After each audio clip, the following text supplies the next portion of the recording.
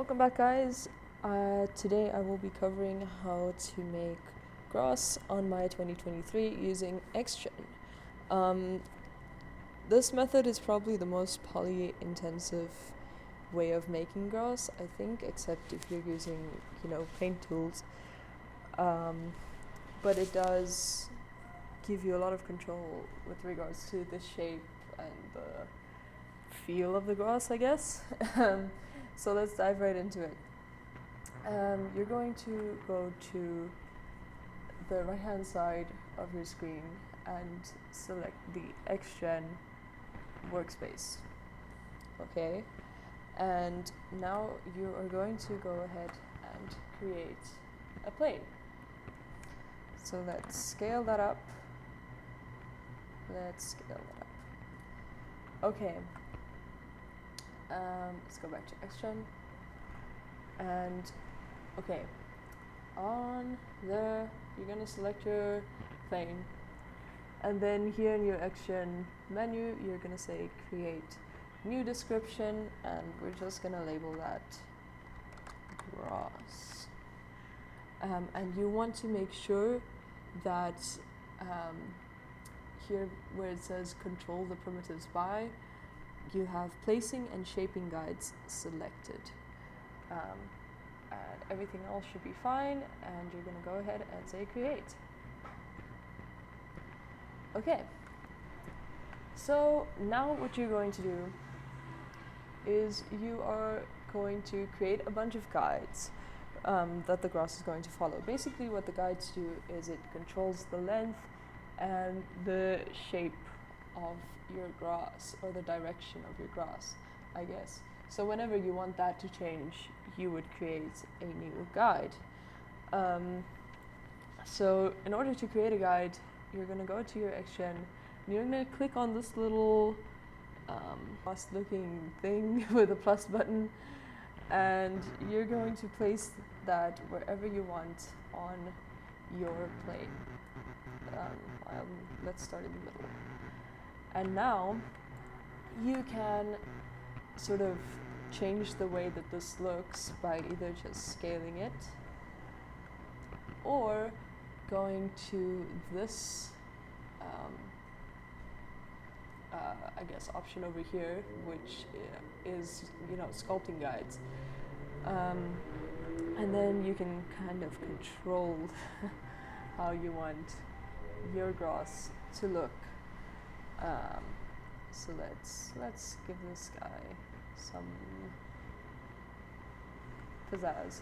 Okay, and then every time you want to create a new guide, you just go on over here, select the plus button, and place your guide wherever you want. Be sure to scale and shape it as you place it, and, because if you've created a lot of ones, it's a little bit more difficult to actually edit them afterwards. Let's go crazy. You're going to create as many guides as you want your grass shape to change. Like I said, the guides just kind of control the direction in which the grass is going. So if you want that to change, or if you want the length of the grass to change, you will create a new guide. Let's make this one a little taller, sculpt it. Let's create another guide over here, and at some point your guides will start to follow this shape and size of the other guides in its vicinity. I feel like this is probably more than enough.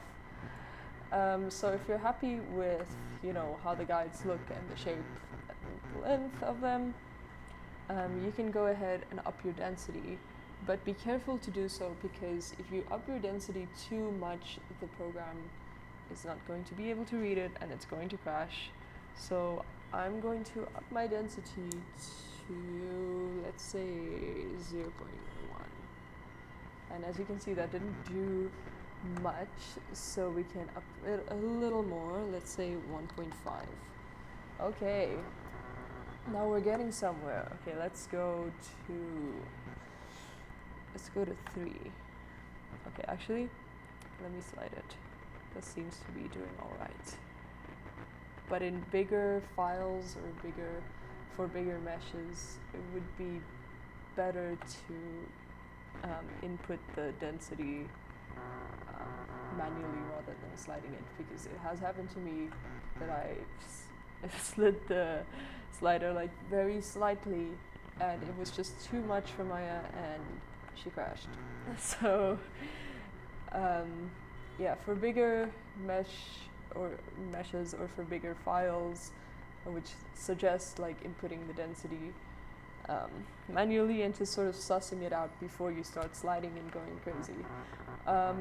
So basically what the density does is it controls the amount of, I guess, grass blades that are in the general vicinity of your guides. And as you can see, these extra grass blades kind of follow the shape and direction and the length of the guides that you created. So now we have this lovely grassy plane, and what you want to do now is you want to sort of create cards of this. So we're gonna just slide the width here in primitive attributes on the right hand side. I forgot to mention that the density that I was setting earlier is also here in general attributes for primitives in the XGen workspace here on the right. But you can also go to primitive attributes and set the width, and that basically controls it controls the width of your grass blades. So you can decide how big, I guess, you want them to be. Let's set it to that. And what you want to do next, to generate on the top of your toolbar, if you're happy with this shape, we'll go to generate, and we're going to say convert XGen primitives to polygons.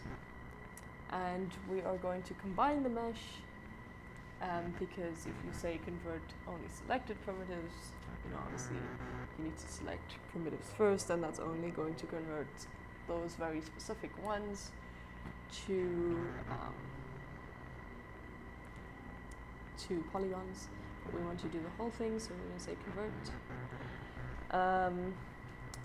And now you'll see that you have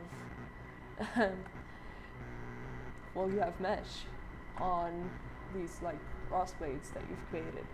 As you can see, you can kind of still see your guides and so on. So if you want to stop seeing those, you just click that button over there, and that should fix that little problem.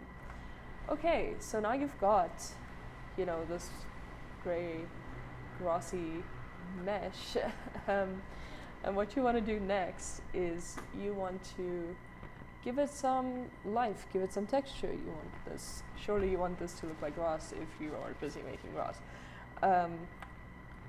So we want to take a look at the UVs for these grass blades. So let's go to UV editor, and just have a little look at what's going on here. Okay, so if you go to UV shell, you'll see that if you go to your grass blades, that a single grass blade is marked by a specific block on your UV. Basically, your UV plane is divided into 4, and every block marks a different grass blade, and obviously these are repeated throughout your patch for some variation. So if you want to create a sort of green grassy look for your grass blades, you can paint onto your UVs. So what we're going to do is we're going to take a snapshot of our UVs, and select where we want to save it to. Let's go to I'm just going to go to downloads, say grass UVs. Oop, UV. Save. And then you want to, the image format, let's take a TIFF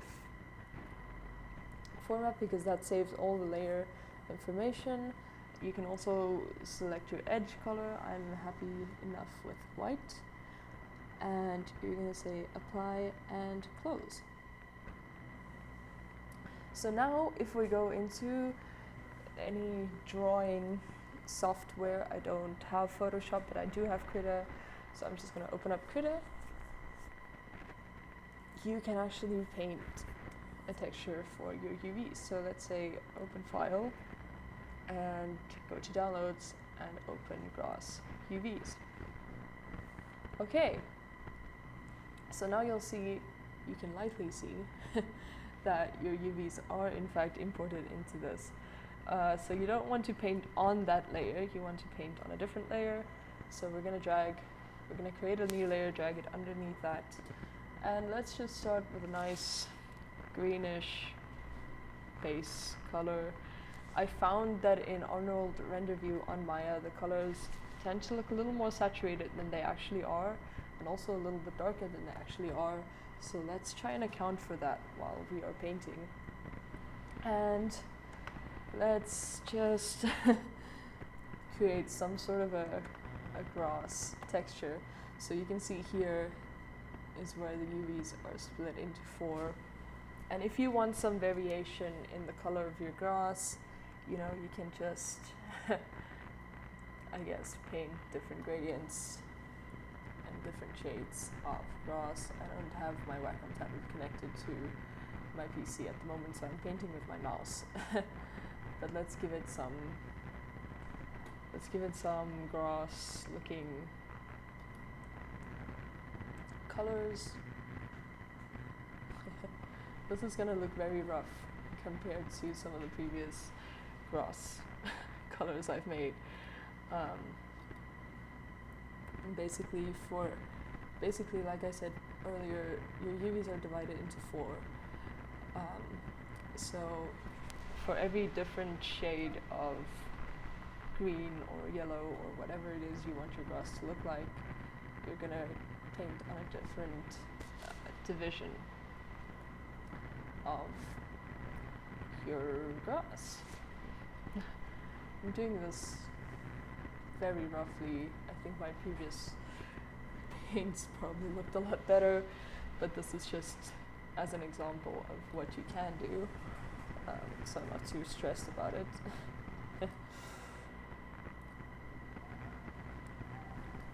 Okay, let's finish up over here so I can get back to the actual tutorial,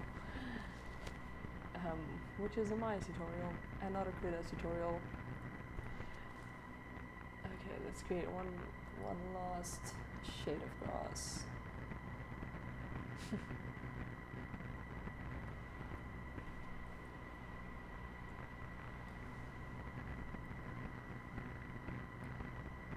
If you're doing this, you want to make sure that your edges are nice and neat, because otherwise the color of one grass blade is going to spill over into the color of another grass blade.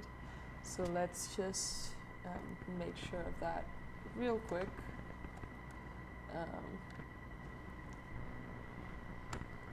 So we're going to do something like that.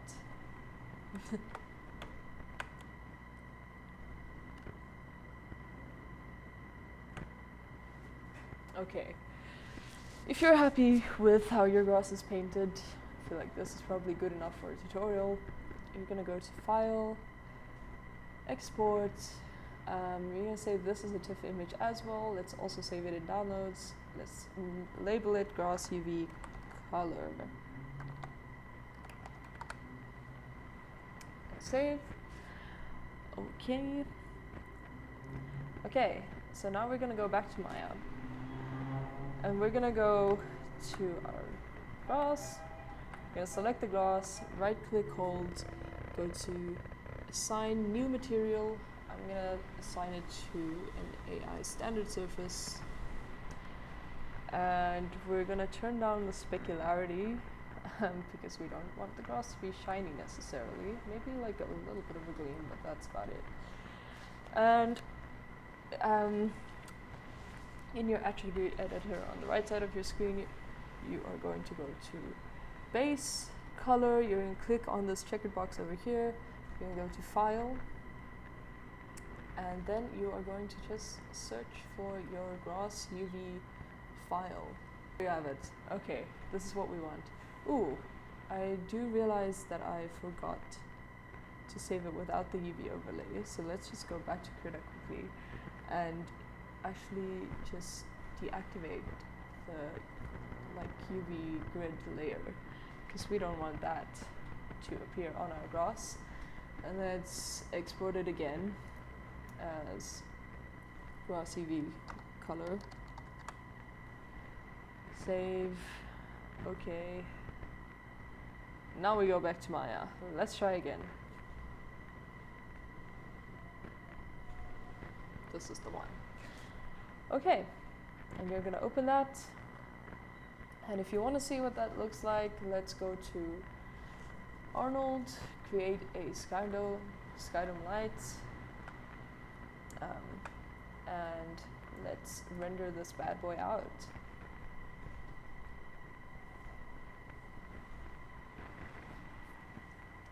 As you can see, your grass is now has the applied green texture to it.